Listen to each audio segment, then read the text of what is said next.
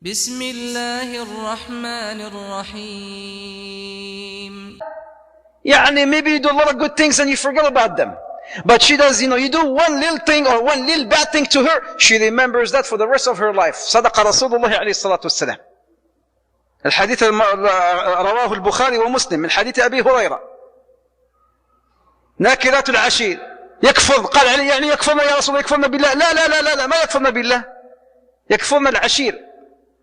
When the Prophet ﷺ says that they commit kufr, and then they said, what kind of kufr? They say, what to do towards your husbands, when sometimes your husband, they do a lot of good things towards them, and then they don't show praise back, but the day when their husband does something bad, right? They keep reminding them about that bad thing. When they would say, ما رأيت منك خيرا قط, I've never seen something good from you. Huh? No, I've never seen nothing good from you.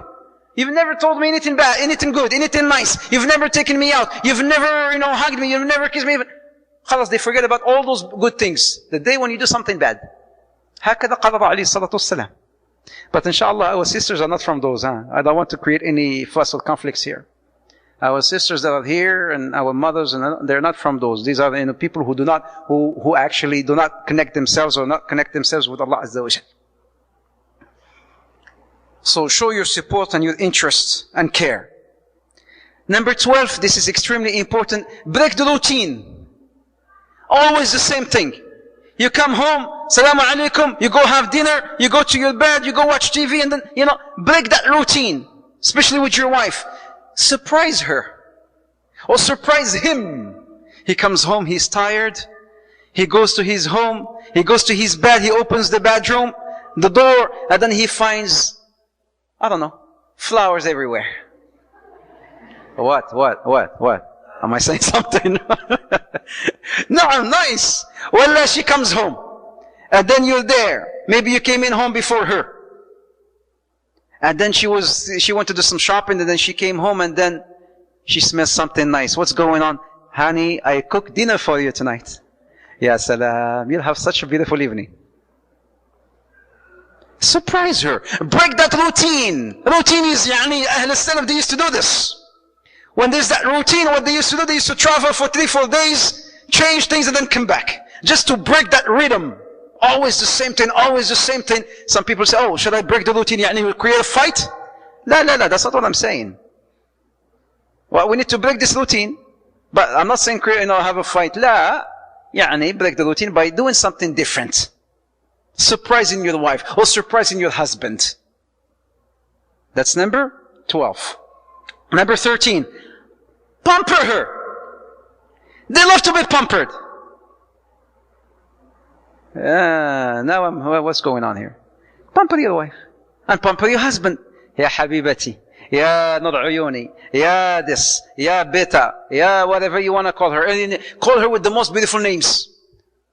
In the Adab al-Mufrad, there is a chapter called Kunyat al-Nisa, al-Kunya. The names. The Prophet ﷺ used to call Aisha sometimes, Ya Aish. Ya Aish. Ayush. Whatever. Ya Humayra. Blondie. Humayra. Humayra and Blondie. Was she blondie? Was she blue-eyed and blonde? No, he's pampering her. You're blondie because she likes to be called, if your wife likes to be called honey, call her honey. If she likes to be called honey bee, call her honey bee. Vinegar, call her vinegar, whatever, I don't care. Whatever, anything to just pamper your wife, that's beautiful, that's nice. Same thing, so there's some husbands who call their wives, yo. Yo? ايش يو هذه؟ Yo buddy. Okay, she's your buddy. Yo buddy. طيب yo, what is this yo? Does she like it? No, she doesn't, but for me it's easy. Yo, it's better than فاطمة. طيب what's going on? Yo Bush? لا. She likes to be, pamper her. Ya Aish, things like that. Same thing for your husbands, my sisters. Same thing. Pamper each other. It will increase love amongst you. It will definitely increase love amongst you. Number 14, don't hide your feelings. Being straightforward. If something harms you or something hurts you, talk to your wife, talk to your husband. Not in front of people. Not in front of your kids. La, never in front of your kids. You have a problem, go to the side with your wife, just you and your wife, and talk about it. Don't just pick up the phone.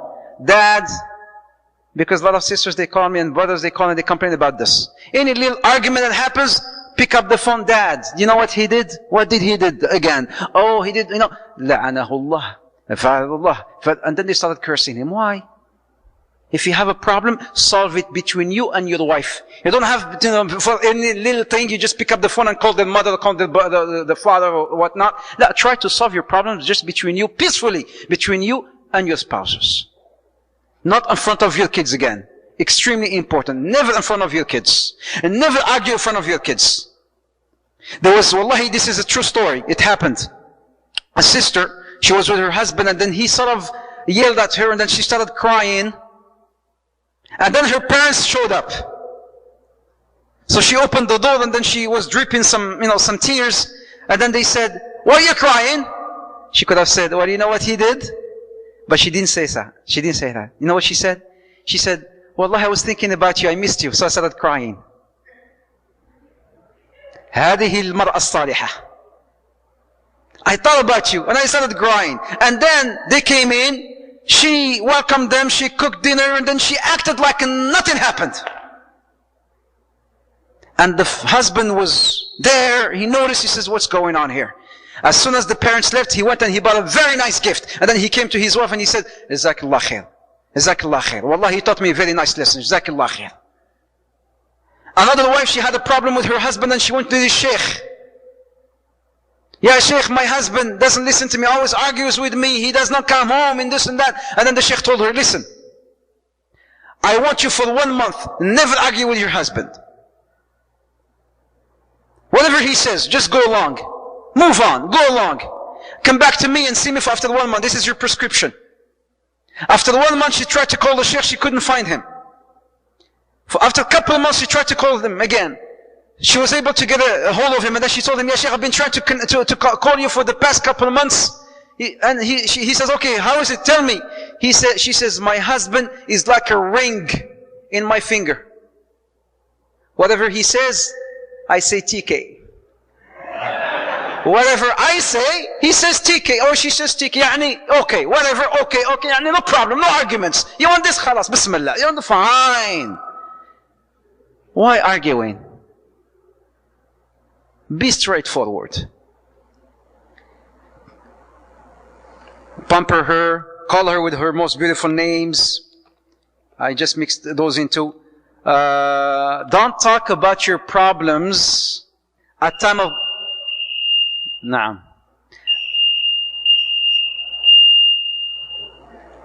Where you go, inshallah. La ilaha illallah, my brothers. La ilaha illallah. La ilaha illallah. Stand up, please. All of us, stand up, please. Stand up, Bismillah. Stand up. Everybody, stand up, please. Now, everybody, stand up, please. Bismillah. Khalas? Give a hug to your brother. Give a hug to somebody next to you. Give him a hug. Everybody, give a hug to each other. Hug each other. Bismillah. Hug. A nice one. A good hug. Aywa, from the heart. Do you feel it from your heart. هكذا. أيوة نعم. الله أكبر. جزاك الله خير. كده. أيوة. Thank you. Nice. There. جزاكم الله خير. Have a seat, please. Have a seat.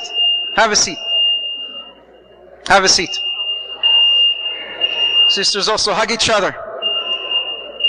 Let me know when I should proceed. Can I proceed? طيب. Have a seat, ya akhwani. Have a seat, please. Number 16. La ilaha illallah. We stop? Okay. La ilaha illallah. False alarm. طيب.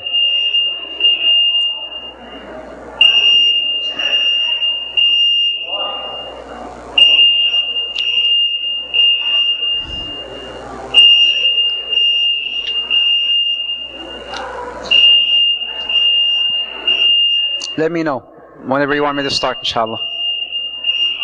I still have just 4 more points, inshallah ta'ala, and I'm done. You are recording. You put a pause on this.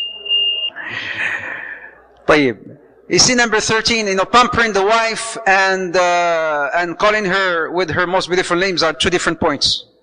Okay? Number 16, as I said, don't talk about your problems at the time of going to bed. La, because may Allah forgive them, some sisters, they are professionals in doing that. At the time of you want to go to bed and rest, they have a list of expenses, bills, problems awaiting you. You're not going to have a beautiful night's sleep. You will have nightmares. When you go to bed, the bed is time to relax, time to talk about beautiful things. As a matter of fact, experts, they say that we should actually invest in our bedrooms more than the living rooms. Because what people tend to do now, when you go to their homes, we tend to spend a lot of money trying to decorate our living rooms. Why? The guest rooms, the family rooms. But percentage time, if I were to ask you, how much time do you spend in your living room versus your master bedroom? Roughly speaking, how much time? Sometimes you don't go to your living room for a week until somebody shows up. But your master bedroom, you go there every day, at least 8 hours a day. Isn't it? The experts, they say that's what we should invest more. Why? Make it look nice. Make it look romantic. A beautiful room, beautiful pillows, silky things, whatever. Make it a room where if you were to go, you will feel extremely happy, extremely peaceful, a serene environment. You and your wife, ya salam. That's the bedroom. And I know, one of my students, I'm not saying this. Please, sisters, don't take it easy on your husbands. He went and he told his wife, I want you to redecorate, renovate my bedroom. Go and buy everything, brand new beds, new sheets, new everything, color, paint, everything. A whole extreme makeover thing. It happened to the master bedroom. Right after he heard this. So I'm not saying this, it just make your bedroom somewhere where you would go and feel peace. Nice. Don't talk about your problems in your bedroom. La. Number 17, show thanks.